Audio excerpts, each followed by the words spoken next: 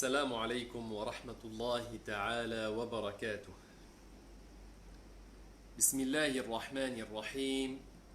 الحمد لله رب العالمين، وصلى الله وسلم على سيدنا محمد وعلى آله وصحبه الطيبين الطاهرين.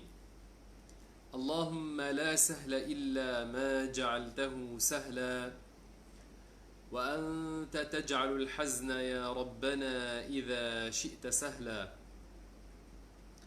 اللهم علمنا ما جهلنا وذكرنا ما نسينا وزدنا علما واغفر لنا وارحمنا يا أكرم الأكرمين. اللهم أنزل علينا الرحمة والسكينة واجعلنا من عتقاء رمضان. اللهم فقهنا في الدين وارزقنا رؤية ليلة القدر في رمضان هذا، ومكننا من الدعاء فيها ومن إحيائها. اللهم يا أرحم الراحمين اجعلنا من عتقاء رمضان، وتقبل منا الأعمال الصالحة، وارزقنا الإخلاص في النية والقول والعمل، واجعلنا يا ربنا من الذين يستمعون القول فيتبعون أحسنه، واجعلنا يا ربنا من عبادك المخلصين، وأحسن ختامنا، وارزقنا يا ربنا الجنة بلا عذاب. اللهم اغفر لنا ولوالدينا وارحمهم كما ربونا صغارا، واغفر لنا ولمشايخنا واجزهم عنا خيرا. اللهم تقبل دعاءنا يا أكرم الأكرمين. أما بعد، مسلمين dan muslimat rahimakumullah subhanahu wa ta'ala, InsyaAllah ta'ala pada hari ini kita akan membahaskan pada hari ini atau pada malam ini tentang satu perkara yang sangat penting dalam agama kita, yang ia adalah zakat. Maka kita akan buat daurah tentang zakat, khususnya tentang zakatul fitrah, yang mana ramai orang sekarang mula tanya tentang hukum hakam berkait dengan zakatul fitrah. Maka apabila ikut pengajian tentang zakatul fitrah, InsyaAllah dapat jawapan kepada banyak daripada soalan-soalan itu. Zakat dalam Islam adalah di antara 5 perkara yang paling besar dalam Islam. Apabila Rasulullah sallallahu alaihi wasallam telah dipersoalkan tentang Islam, maka dia sebut di antara 5 perkara yang dia sebut ita'uz zakat, yakni untuk membayar zakat. Maka menunaikan zakat, membuat zakat, itu adalah di antara ibadah yang besar dan pahalanya besar.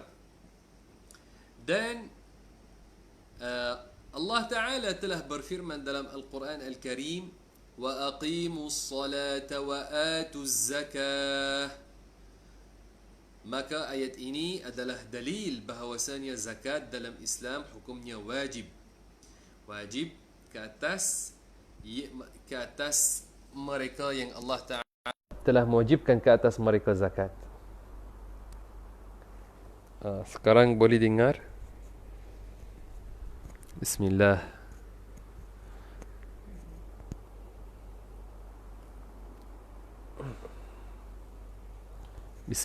Bismillah.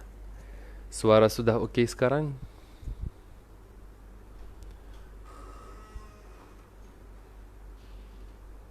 Macam mana sekarang, okey ke?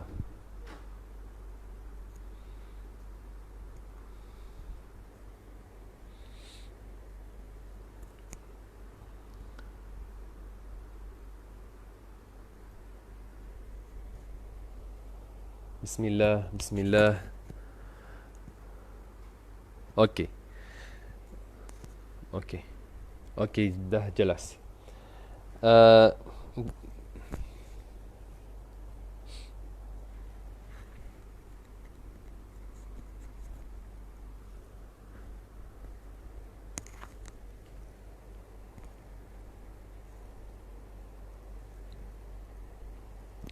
Okey, maka muslimin dan muslimat rahimakumullah subhanahu wa ta'ala.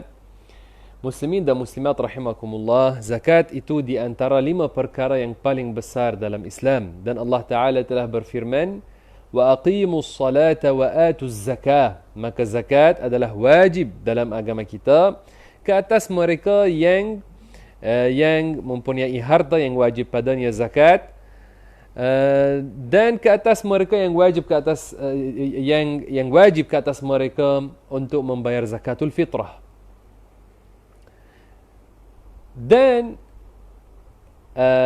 ingat daripada membayar zakat setelah sudah wajib ke atas seorang, apabila seorang wajib ke atasnya untuk membayar zakat tapi dia tidak membayar zakat, dia tidak bayar zakat, maka ini adalah dosa besar yang mana warid dalam hadis melaknati orang yang buat sedemikian.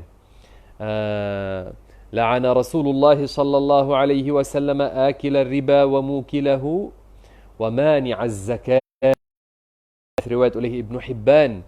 Maka orang yang mani'az zakat, yang ingat daripada membayar zakat, dia tidak membayar zakat setelah wajib ke atasnya zakat, maka dia dilaknati. Maknanya dosanya besar. Dosanya adalah dosa yang besar, wal'iyadhu billahi ta'ala.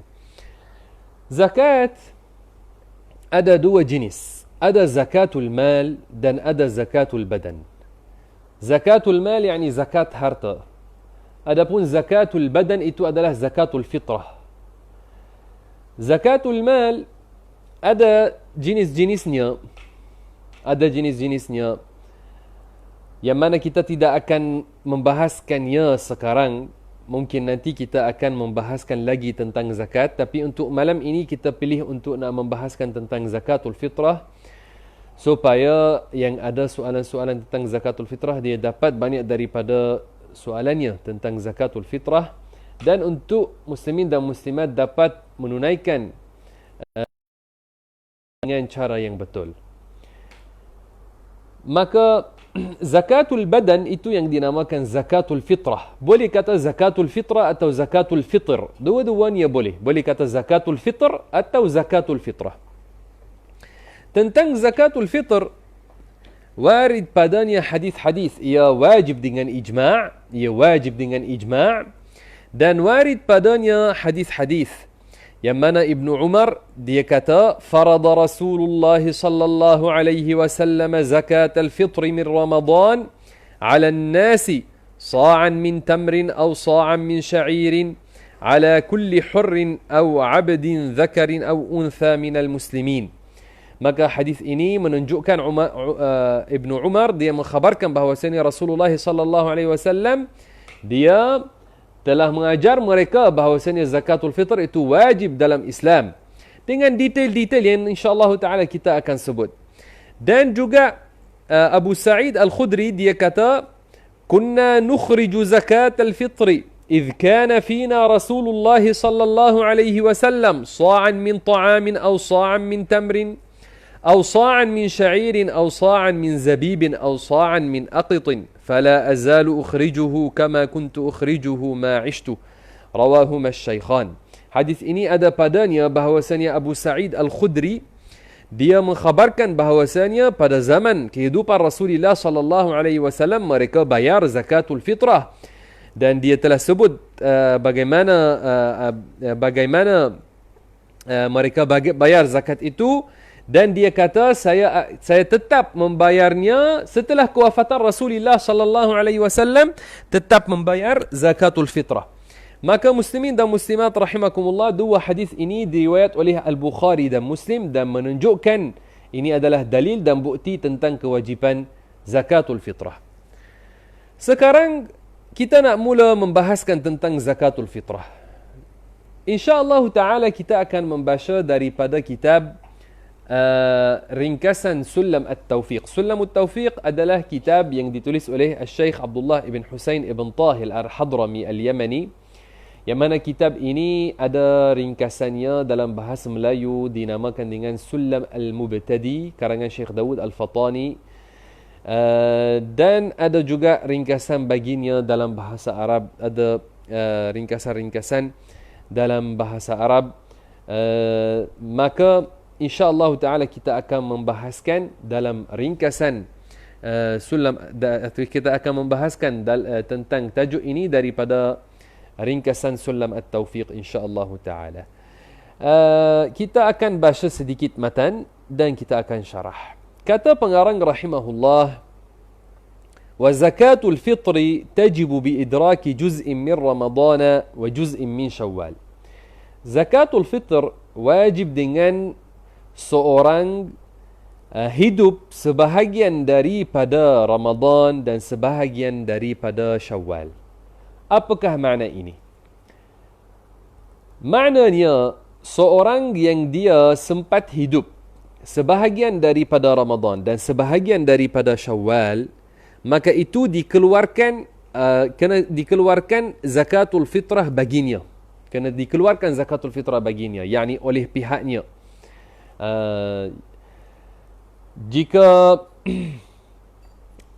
Jika seorang dia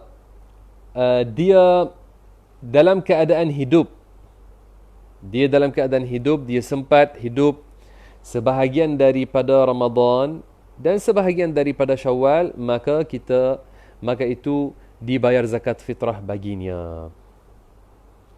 Tetapi kalau orang dia wafat di bulan Ramadan, seorang mati di bulan Ramadan, maka itu tidak dikeluarkan zakatul fitrah oleh pihaknya, kerana dia tidak sempat sebahagian daripada Syawal. Maka dia tidak sempat sebahagian daripada Syawal. Adapun kalau seorang contoh lahir baginya anak pada hari yang akhir daripada Ramadan, sebelum terbenam matahari hari yang akhir di bulan Ramadan, sebelum terbenam matahari hari yang akhir daripada Ramadan, lahir baginya anak dan dia kekal hidup sampai sudah terbenam matahari hari yang akhir daripada Ramadan, yakni dia telah masuk dalam bulan Syawal. Maknanya anak itu sempat sebahagian daripada Ramadan dan sebahagian daripada Syawal, maka akan dikeluarkan zakatul fitrah bagi bayi yang baru ini. Akan dikeluarkan zakatul fitrah. Maka ayahnya yang wajib ke atas dia untuk menafkahkan dia akan keluarkan zakatul fitrah bagi bayi ini. Kenapa? Kerana bayi ini telah sempat sebahagian daripada Ramadan dan sebahagian daripada Syawal. Tetapi kalau seorang lahir baginya kalau seorang lahir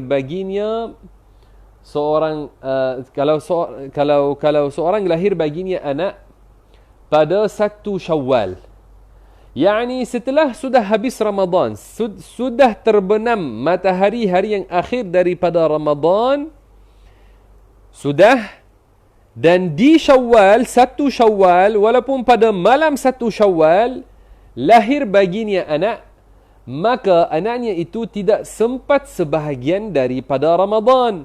Maka makna ini dia tidak wajib ke atas si ayah dalam keadaan ini untuk keluarkan zakat bagi anaknya ini, kerana anaknya itu dia lahir setelah terbenam matahari hari yang akhir daripada Ramadan. Maka ini makna zakatul fitri tajibu bi idraki juz'in min Ramadan wa juz'in min Syawal. Okey.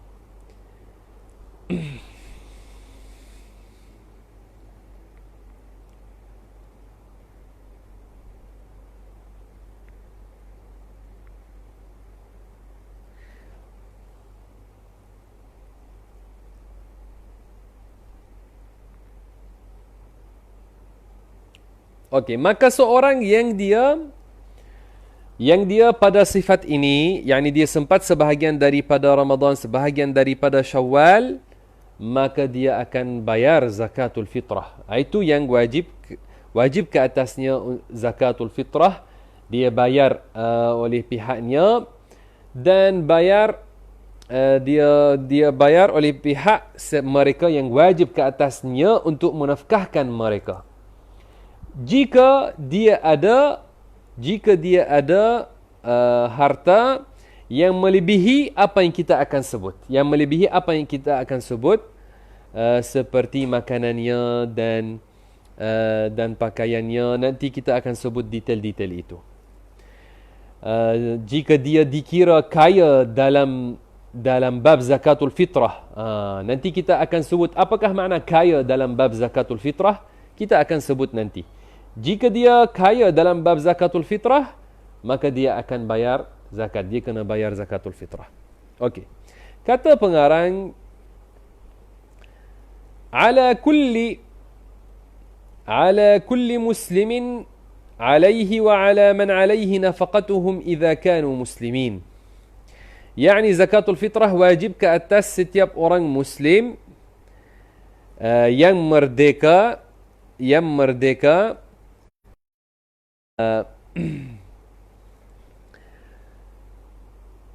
wajib ke atasnya untuk membayar zakatul fitrah, dan wajib ke atasnya untuk wajib untuk ke atasnya membayar zakatul fitrah oleh pihaknya, dan wajib ke atasnya membayar zakatul fitrah oleh pihak mereka yang wajib ke atas dia untuk menafkahkan mereka. Yani apabila seorang mahu bayar zakatul fitrah, dia akan tengok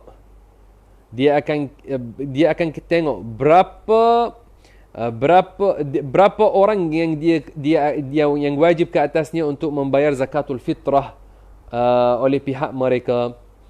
Maka dia akan kira dirinya ini satu, kemudian dia kira setiap orang yang wajib ke atas dia untuk menafkahkan mereka. Seperti contoh istrinya wajib ke atas si suami untuk menafkahkan istrinya. Maka apabila wajib ke atasnya untuk menafkahkan seorang, yakni wajib ke atasnya juga untuk keluarkan zakat, untuk keluarkan zakat oleh pihak orang itu, zakatul fitrah.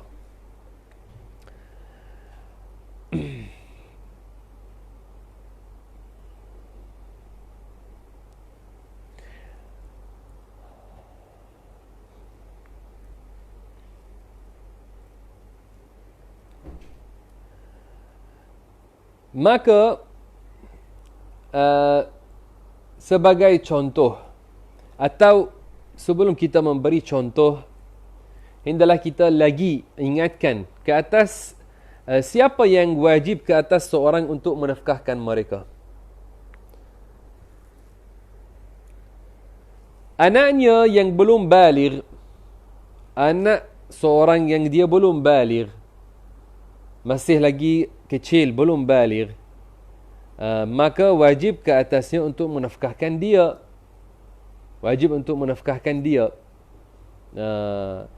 Jika anaknya yang kecil itu dia bukan kaya, dia tak ada duit, maka wajib ke atas si ayah untuk menafkahkan anaknya yang kecil, yang belum baligh. Maka apabila wajib ke atasnya menafkahkan anaknya yang kecil yang belum baligh, yakni juga wajib ke atasnya untuk dia membayar zakatul fitrah oleh pihaknya. Dan wajib ke atas seorang menafkahkan istrinya, maka dia akan bayar zakat fitrah oleh pihak istrinya. Dan wajib ke atas seorang untuk menafkahkan ibunya dan ayahnya yang fakir. Ibu dan ayah, jika mereka dalam keadaan fakir, wajib ke atas anak untuk menafkahkan mereka. Tapi jika mereka kaya bukan fakir, tidak wajib ke atas si anak untuk menafkahkan mereka. Maka dalam keadaan apabila mereka fakir, maka wajib ke atas si anak untuk membayar zakatul fitrah oleh pihak mereka. Apabila kita kata di sini ibu ayah, juga masuk dalam itu datuk dan nenek. Datuk dan nenek, dan walaupun ke atas datuk dan nenek seorang, apabila mereka fakir, wajib untuk wajib untuk dia menafkahkan mereka, maka dia akan bayar zakatul fitrah oleh pihak mereka. Dan juga bagi anak juga kalau ada cucu dan cucu itu wajib ke atas dia untuk menafkahkannya. Contoh, anaknya telah mati tapi dia masih lagi hidup. Dia hidup tapi anaknya mati dan dia ada cucu. Maka nafkah cucu itu atas datuknya. Maka dalam keadaan ini dia bayar nafkah kepada dia menafkahkan cucunya, maka dia akan bayar zakatul fitrah oleh pihak cucunya itu. Okey. Maka kaedah di sini adalah apa? Apakah kaedah? Kaedah adalah yang wajib ke atas seorang menafkahkan dia, wajib ke atasnya untuk membayar zakat fitrah oleh pihaknya. Atau kita kata wajib bayar zakat fitrah baginya, yakni oleh pihaknya. Ini adalah kaedah di sini. Maka jika seorang mahu tahu dirinya, berapa saya akan bayar zakatul fitrah untuk tahun ini, dia kira berapa orang yang dia wajib ke atasnya menafkahkan mereka, dan supaya dia dapat tahu. Okey?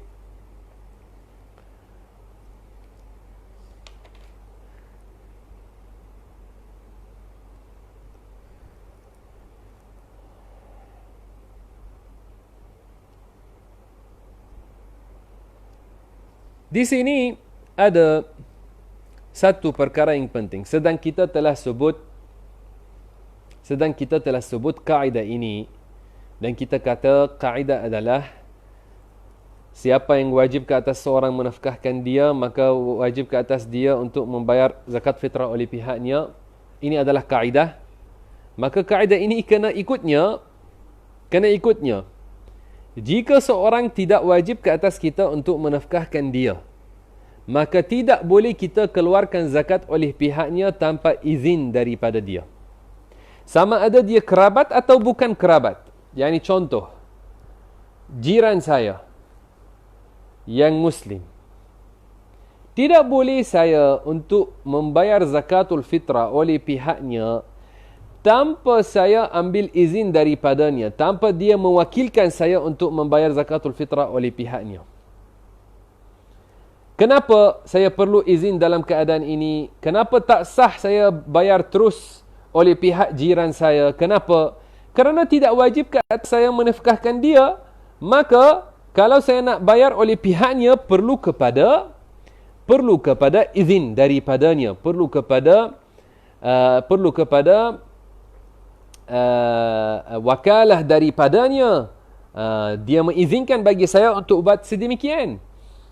Muslimin dan muslimat rahimakumullah, dalam keadaan ini tidak ada beza di antara kerabat atau selain kerabat.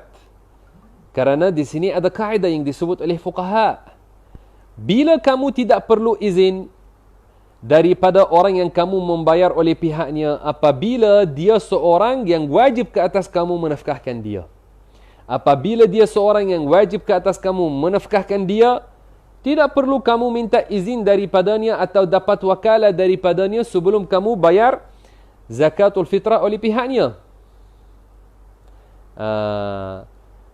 Faham?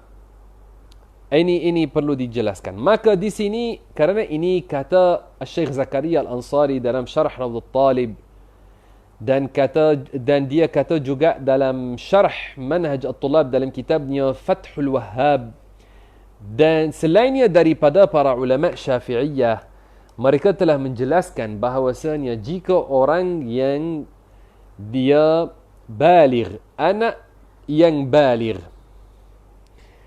yang tidak wajib ke atas kita menafkahkan dia kerana dia baligh dan dia mampu untuk keluar kerja, dapat pendapatan. Dia bukan orang gila, bukan orang yang sakit dengan penyakit yang mana menghalang dia daripada kerja dan ada pendapatan. Bukan.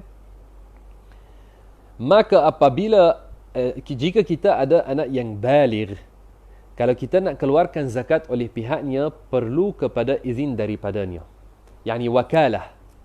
Kenapa? Kerana kaedah adalah anak baligh tidak wajib menafkahkan dia, melainkan kalau dia gila atau dia ada penyakit yang menghalang dia daripada kerja dan ada pendapatan. Maka apabila sedemikian jika seorang mahu bayar zakat oleh pihak anaknya yang baligh, perlu kepada wakalah atau izin supaya sah dia bayar zakat oleh pihaknya. Ini isu yang dinaskan dalam kitab fiqh Syafi'i. Boleh rujuk kepada kitab Fathul Wahhab, syarahan kitab Manhaj At-Tullab karangan Syekh Zakaria Al-Ansari. Boleh rujuk kepada kitab juga Syarah Raudhut Talib bagi Syekh Zakaria Al-Ansari. Dan boleh rujuk kepada kitab ulama Melayu yang berjudul Sulam As-Sibyan karangan Haji Cik Al-Qadahi, yang dia seorang ulama Melayu daripada Kedah, makamnya di Kedah juga. Maka ada dalamnya dia menjelaskan tentang isu ini. Maka ini perlu diketahui supaya apabila bayar zakat, sah zakat itu. Muslimin dan muslimat rahimakumullah subhanahu wa ta'ala,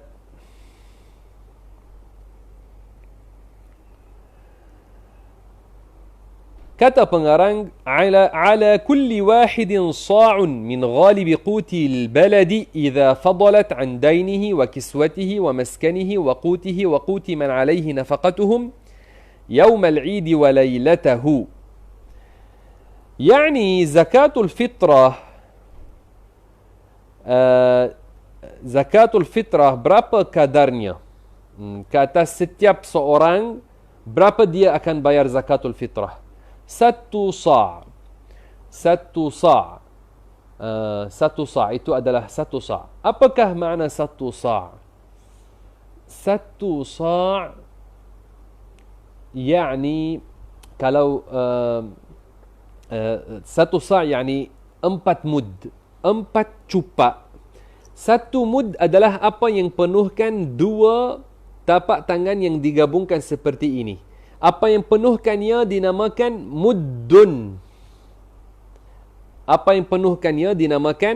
muddun.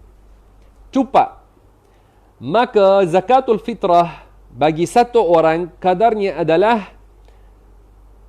satu sa', yakni satu gantang dalam bahasa Melayu. Satu gantang, yakni 4 cupak. Sekadar 4 cupak bagi setiap seorang. Okey. 4 cupak itu sekarang satu cupak hampir kepada separuh kilogram. Hampir kepada separuh kilogram. Tapi ada detail kalau kita nak sebut dengan timbangan, maka ada detailnya.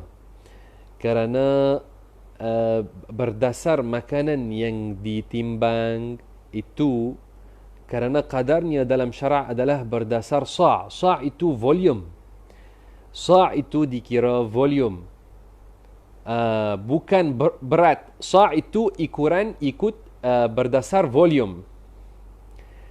Bukan sa' itu bukan berat tapi volume. Kerana ini saya kata ia hampir kepada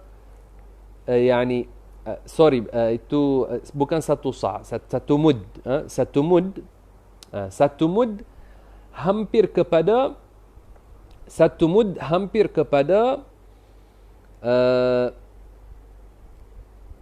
separuh kilo. Hampir kepada separuh kilo. Okey. Satu mud hampir kepada separuh kilo. Hampir kepada 500 gram satu mud.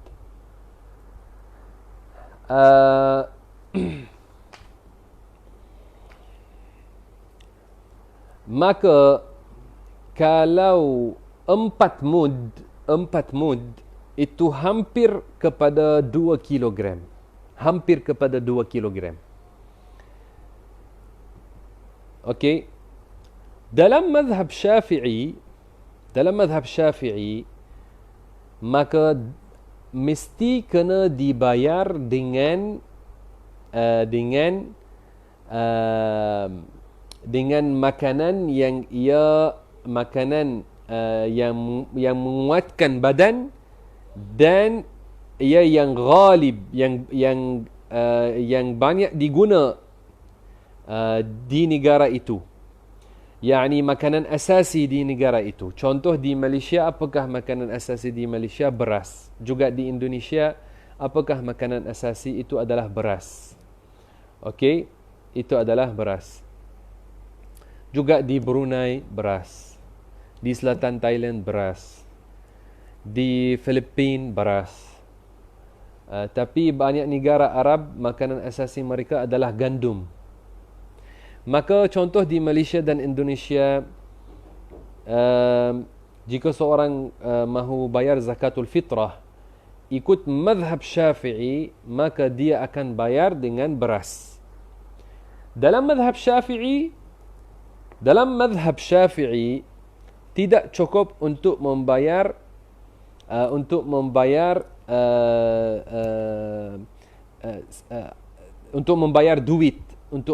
duit kertas dalam mazhab Syafi'i. Tetapi dalam mazhab Hanafi boleh untuk bayar duit kertas. Sekarang banyak yang diamalkan di banyak negara oleh ramai orang Muslim, mereka bayar zakat dengan menggunakan duit kertas. Itu kita kata sah berdasar mazhab Hanafi. Tapi kalau kita nak tengok, karena mungkin seorang dia mahu cari berapa kadar zakat dalam mazhab Syafi'i, dia mahu cari berapa kadarnya dengan kertas. Kemudian dia buka kitab-kitab mazhab Syafi'i, dia tidak jumpa mereka sebut bahawasanya boleh bayarnya dengan kertas, dengan duit kertas.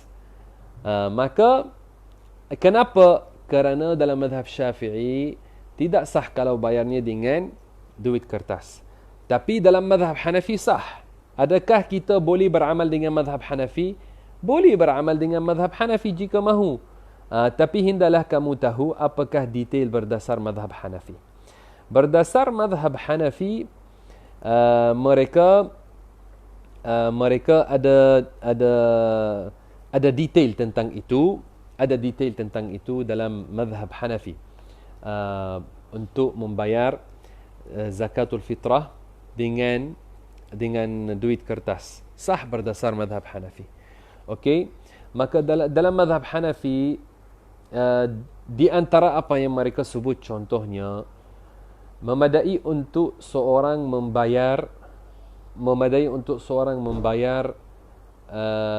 membayar zakatul fitrah separuh sa' daripada gandum. Kalau gandum, mereka kata separuh sa' daripada gandum. Separuh sa' daripada gandum dalam mazhab Hanafi itu memadai, atau yang sama nilai sama nilai dengan separuh sa' daripada duit kertas. Tapi sa' dalam mazhab Hanafi itu 6 mud, 6 cupak, bukan 4 cupak. Dalam mazhab Hanafi, 1 sa' 6 cupak, bukan 4 cupak. Supaya kalau mahu buat kiraan berdasar negara kamu, maka bagaimana kita boleh tahu berapa kadar yang perlu dibayar kalau kita pilih untuk nak ikut mazhab Hanafi dan bayar dengan duit kertas, dan kita mahu buat kiraan berapa kita kena bayar dengan duit kertas. Contoh kita kira berapa harga gandum sekarang, dan kita tengok berapa harga separuh sa' daripada gandum. 1 sa' berdasar madhab Hanafi adalah separuh sa' berdasar madhab Hanafi adalah 3 cupak. 3 cupak, separuh sa'. Okey? Ini adalah sedikit daripada madhab Hanafi. Lagi ada detail-detail, tapi saya telah memberi contoh daripada madhab Hanafi. Okey? Tapi ada lagi detail tentang itu. Sekarang apa yang kita membahaskan, kita akan sambung membahaskan berdasar madhab Asy-Syafi'i. Berdasar madhab Asy-Syafi'i. Okey.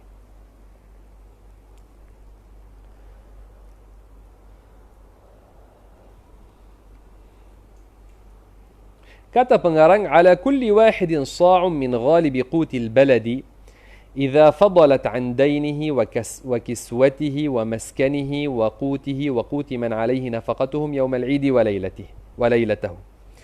Yani wajib ke atas orang membayar dalam zakatul fitrah 1 sa' yang ia 4 cupak daripada makanan asasi di negaranya. Itu berdasar madhab Syafi'i seperti ini. Jika kadar yang dia bayar itu melebihi apa yang dia perlukan untuk selesaikan hutangnya, dan melebihi apa yang dia perlu untuk pakaiannya dan untuk tempat tinggalnya, yakni seperti rumahnya, dan untuk makanannya dan makanan mereka yang wajib ke atas dia untuk menafkahkan mereka. Tapi itu untuk apa? Untuk tempoh yang mana? Untuk hari raya dan malam yang seterusnya. Untuk hari raya dan malam yang seterusnya. Yang ini dia akan tengok adakah dia ada harta yang melebihi keperluannya untuk selesaikan hutang dan untuk pakaiannya. Hutang itu walaupun hutang belum sampai masa bayarannya, walaupun nanti dia akan bayar. Adakah dia ada duit atau harta melebihi kadar yang dia perlu untuk hutangnya, untuk pakaiannya, untuk tempat tinggalnya, untuk makanannya, dan untuk makanan dan nafkah mereka yang wajib ke atas dia menafkahkan mereka. Untuk tempoh apa? Untuk tempoh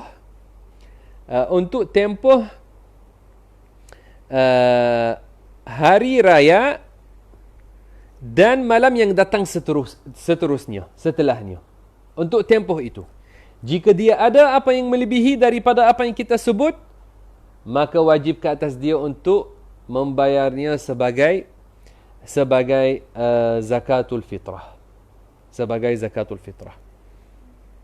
Tapi apabila kita kata tentang pakaian, termasuk dalam pakaian di sini apa yang biasanya orang pakai untuk hari raya, pakaian hari raya yang biasanya dipakai di tempat itu, dan masuk dalam itu, masuk dalam makanan juga, masuk dalam makanan juga kuih manisan yang biasanya disediakan untuk raya. Manisan yang kuih manisan itu yang disediakan untuk raya, maka itu masuk dalam kiraan nafkah. Maknanya, andaikan seorang dia ada duit untuk makan, untuk perkara-perkara ini yang asasi, tapi dia ada duit, sama ada dia gunakannya, yakni dia ada duit untuk dia beli baju raya dan beli manisan untuk raya. Jika dia beli dengannya baju raya dan manisan yang biasanya dibeli untuk raya, maka tidak ada duit yang melebihi itu. Habis duitnya kalau dia beli ini. Maka dalam keadaan ini, maknanya dia tidak ada duit yang melebihi apa yang dia perlu untuk nafkah, maka dia tidak akan bayar zakatul fitrah. Okey, faham? Di sini saya nak highlight perkara ini. Apabila kita kata fadilan an kiswatihi, yakni apa yang dia ada melebihi pakaiannya, termasuk dalam itu pakaian yang biasanya dipakai untuk hari raya. Dan apabila kita kata qutihi, makanannya, termasuk dalam itu kuih manisan yang biasanya dimakan untuk raya. Okey.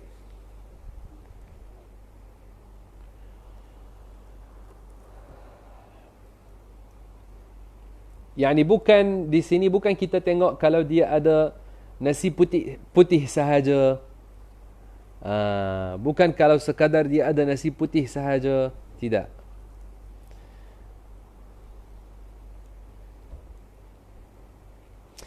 Maka apabila kita dah jelaskan ini, sekarang seorang dia mahu tengok berapa kadar dia akan bayar zakatul fitrah. Dia akan tengok contoh, kalau dia mahu buat kiraan, dia akan kira dirinya. Dia akan kira isteri-isterinya. Kalau contoh dia ada 2 isteri, yakni dah 2. Dia ada contoh 4 anak yang kecil, maka 4 anak yang kecil dah 7. Dia ada ibu bapa yang fakir, maka ini dah 9. Maka dalam keadaan ini dia akan bayar 9 sa'. 9 sa' dia akan bayar. Dia akan bayar 9 sa'.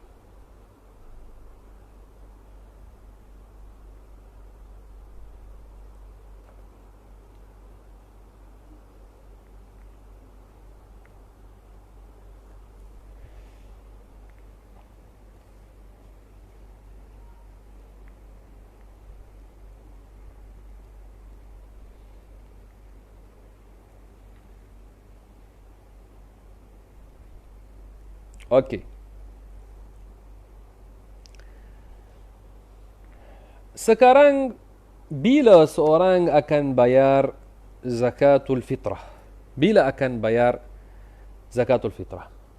Sebelum saya sebut bila tentang ini, hendaklah diketahui bahawasanya jika orang dia fakir dalam bab zakatul fitrah, bukan kaya dalam bab zakatul fitrah, dia orang fakir dalam bab zakatul fitrah, tidak wajib ke atasnya untuk dia pergi kerja supaya dia dapat duit untuk nak bayar zakatul fitrah. Kerana dia fakir. Contoh sekarang di bulan Ramadan, dia keadaannya fakir. Dia fakir dan masuk bulan Syawal dan dia masih lagi dalam keadaan fakir. Maka apabila dia fakir, maka tidak wajib ke atas dia untuk pergi kerja supaya ada duit untuk nak bayar zakatul fitrah. Okey. Bila boleh bayar zakatul fitrah? Tidak boleh bayar zakatul fitrah, tidak boleh bayar zakatul fitrah sebelum masuk bulan Ramadan. Sebelum masuk bulan Ramadan tak boleh. Jika dah masuk bulan Ramadan, maka sudah boleh untuk membayar zakatul fitrah, dan ini dikira ta'jilun. Dia bayarnya awal, itu di bulan Ramadan. Sah kalau dia bayarnya di bulan Ramadan, itu boleh, sah. Tetapi yang sunat adalah dia keluarkannya pada hari raya sebelum salat hari raya. Sebelum salat hari raya. Ada 5 waktu untuk, ulama telah sebut 5 waktu untuk zakatul fitrah. Waktu yang harus, yang ia adalah Ramadan, harus. Dan waktul wujub, waktu yang wajib, yang ia apabila terbenam matahari hari yang akhir daripada Ramadan, sudah jadi wajib. Dan waktu fadilah, waktu yang terbaik, yang ia adalah sebelum salat hari raya, sebelum salat hari raya. Dan waktu yang ia ada yang ia makruh untuk tangguhkan kepadanya tanpa ada alasan, yang ia setelah solat hari raya. Setelah solat hari raya, jika orang tangguhkan, dia menangguhkan membayar zakatul fitrah sampai setelah solat hari raya, maka itu adalah makruh.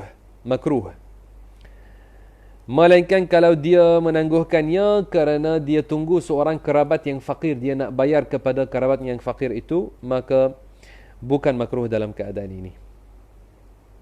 Dan ada waktu yang ia haram untuk menangguhkannya sampainya, yang ia jika orang tangguhkannya sampai sudah terbenam matahari hari raya,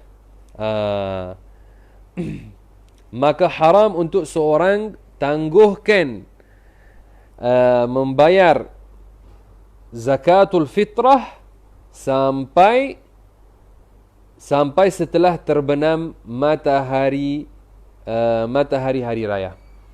Okey, maka ini sudah kita sebut 5 waktu bagi zakatul fitrah. Maka sekarang kita di bulan Ramadan, jika kamu mahu bayar sekarang, dah boleh bayar.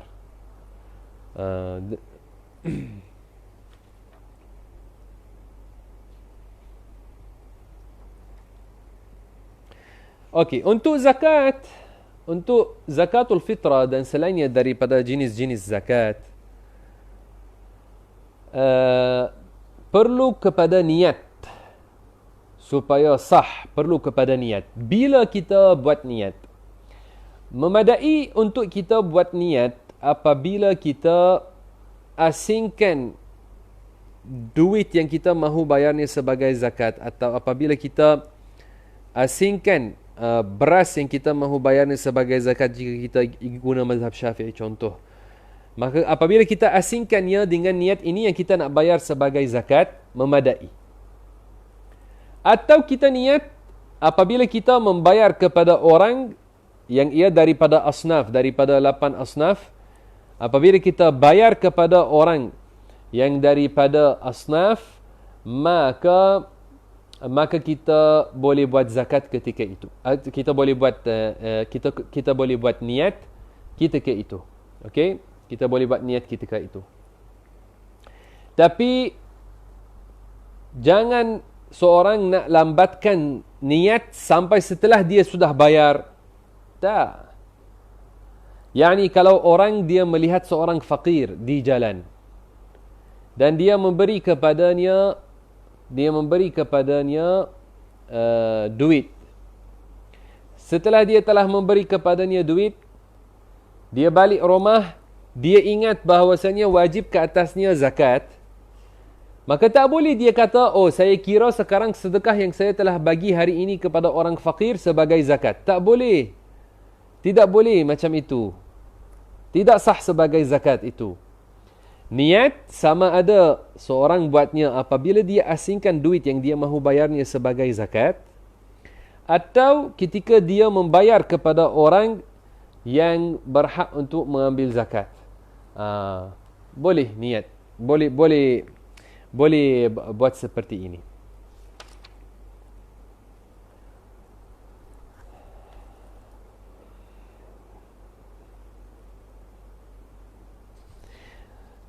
Dan jika seorang telah memberi hutang kepada orang, dan orang itu sekarang dia tidak mampu untuk bayar kepadanya, kata fuqaha, tidak boleh dia kira hutang itu sebagai zakat. Dia perlu untuk sama ada kalau orang itu memberi kepadanya hutang, dia ambilnya kemudian dia niat dia bayar kepadanya zakat, atau dia bayar kepadanya daripada duit yang lain. Tapi jangan kamu buat apabila kamu ada hutang dengan orang lain, maka kamu niat itu adalah zakat terus macam itu. Bukan. Seperti ini tidak sah.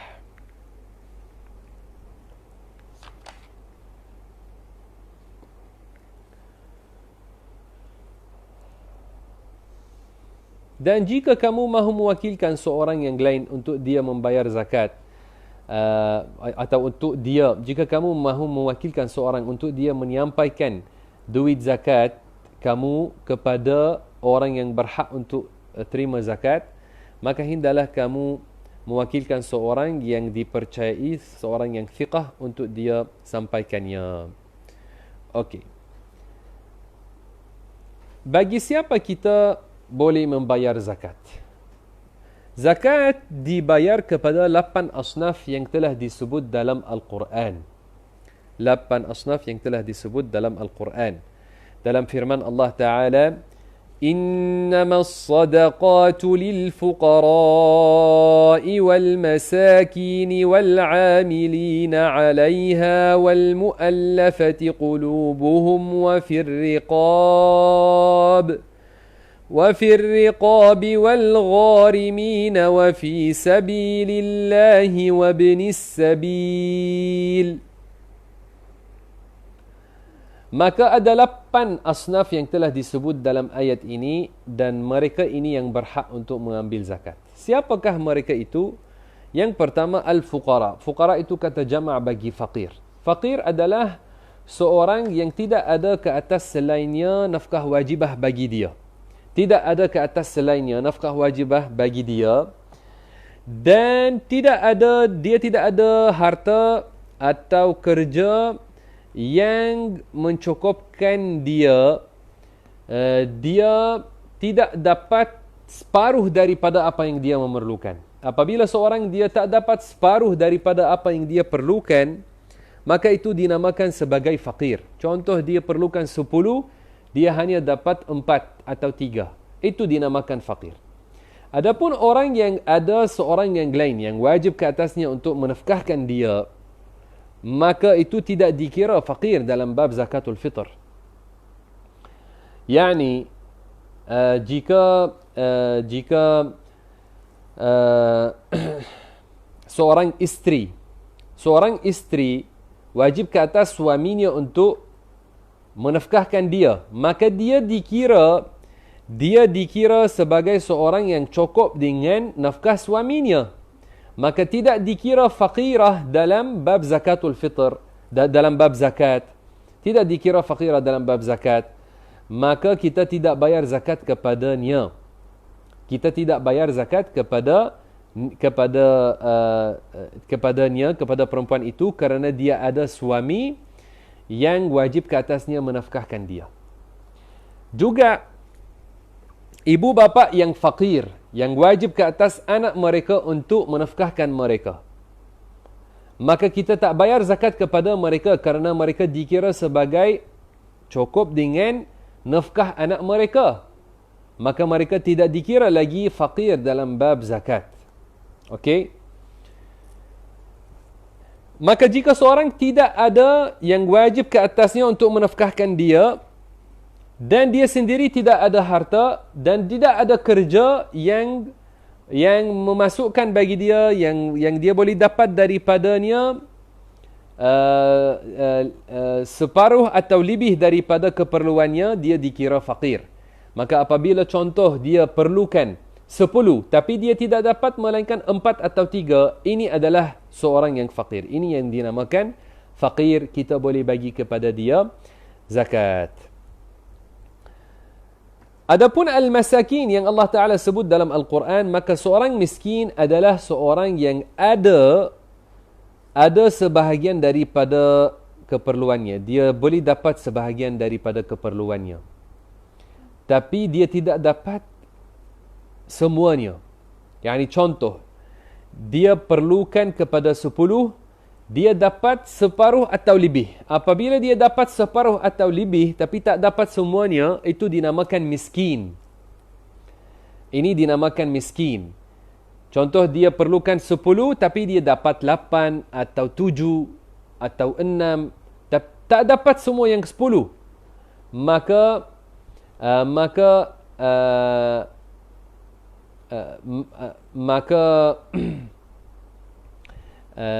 ini adalah dikira seorang yang miskin. Okey.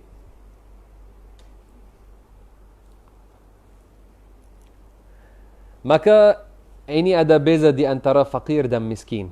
Okey, ada beza beza di antara fakir dan miskin.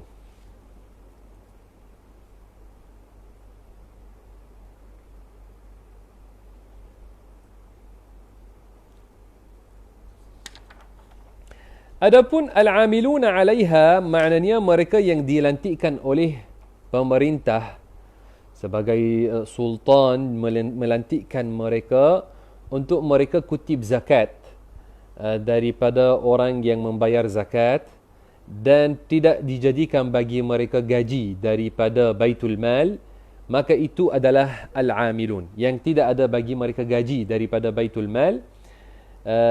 Maka ini adalah al-amilun yang mereka mengambil zakat.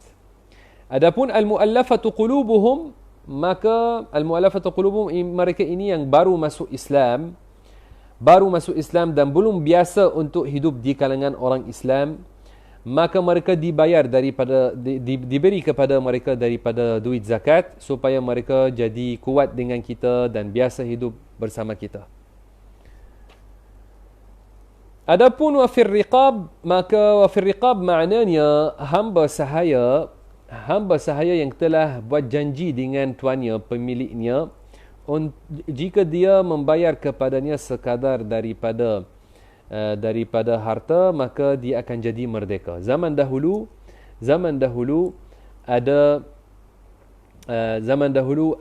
hamba sahaya, maka ada di antara hamba sahaya itu mereka buat janji dengan tuan mereka, jika mereka bayar sekian daripada kadar harta, mereka jadi merdeka. Maka mereka ini, kalau mereka tak ada duit untuk nak bayar kepada tuan mereka, maka mereka akan ambil daripada harta zakat untuk dapat membayar kepada tuan mereka dan jadi merdeka. Adapun al-gharimin mereka ini yang telah mengambil hutang. Dan mereka sudah tidak mampu untuk kembalikan hutang itu. Mereka telah mengambil hutang dan mereka tidak ada duit sekarang untuk nak kembalikan hutang itu, maka mereka diberi kepada mereka daripada harta zakat untuk mereka selesaikan hutang mereka. Wa fi sabilillah, kata para ulama, wa fi sabilillah maksud dengannya mereka ini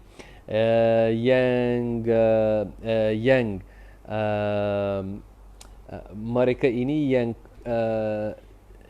yang keluar untuk jihad, seperti contoh ada musuh yang serang negara Islam, dan ada tentera orang Islam, mereka mempertahankan negara Islam, dan ada setengah sukarela yang mereka nak membantu tentera, yang mahu membantu tentera mempertahankan negara.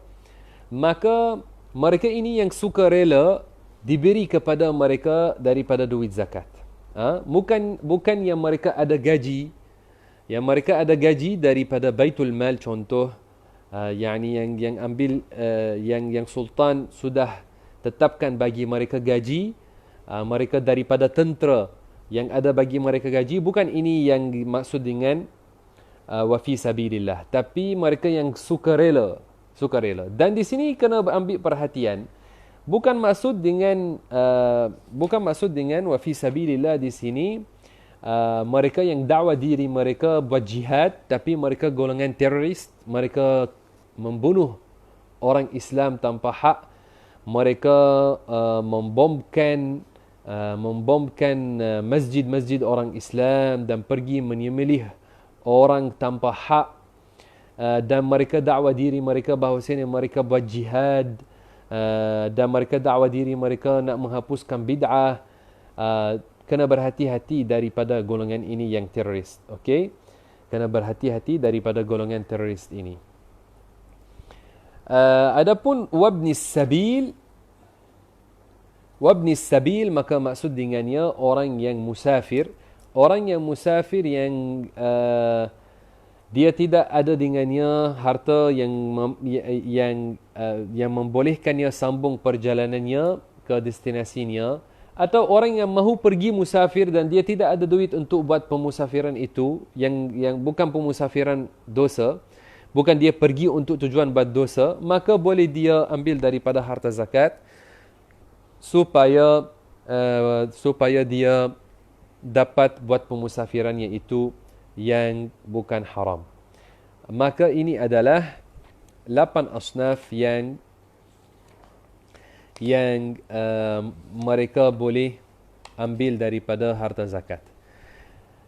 Kata pengarang, wala yajuzu wala yujzi'u sarfuha li ghairihim. Tidak boleh membayar zakat kepada selain 8 asnaf ini yang telah disebut dalam Al-Quran. Maka zakat diberi hanya kepada 8 asnaf yang sudah disebut dalam Al-Quran seperti mana kita telah jelaskan.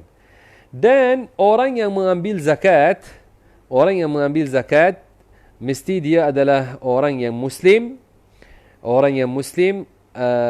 dan dia orang merdeka, bukan hamba sahaya, dan mesti dia bukan daripada Banu Hashim atau Banu Muttalib. Jika dia daripada Banu Hashim atau Banu Muttalib, maka tidak boleh dia ambil daripada harta zakat. Jika dia keturunan Bani Hashim atau Bani Muttalib, maka tidak boleh dia ambil daripada harta zakat. Okey?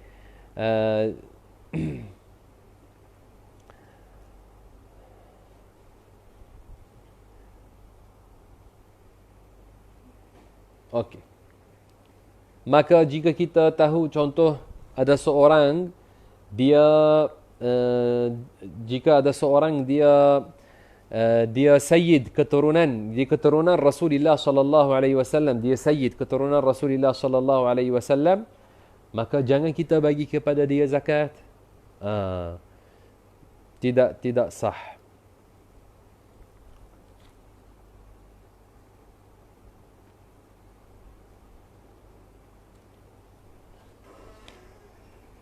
Okey, maka ini adalah secara ringkas pembahasan tentang zakatul fitr dan pembahasan tentang mereka yang boleh dibayar kepada mereka zakatul fitrah. Okey, maka ini adalah pembahasannya secara ringkas. Nanti insya-Allah taala kita boleh memberi lagi penjelasan tentang jenis-jenis yang lain daripada zakat insya-Allah taala. Dalam pengajian kita dalam pengajian fiqh setiap Selasa dan Khamis, kita akan pilih tajuk yang penting untuk kita menjelaskan tentangnya insya-Allah taala di bulan Ramadan. Ada ramai juga yang tanya tentang zakat perniagaan. Mungkin insya-Allah taala pada kali yang akan datang kita boleh jelaskan tentang zakat perniagaan dan bagaimana kiraannya. Barakallahu fikum wa jazakumullahu kulla khair, wallahu a'lam wa ahkam. Jangan lupa untuk niat puasa untuk esok. Barakallahu fikum, wassalamu alaikum warahmatullahi wabarakatuh.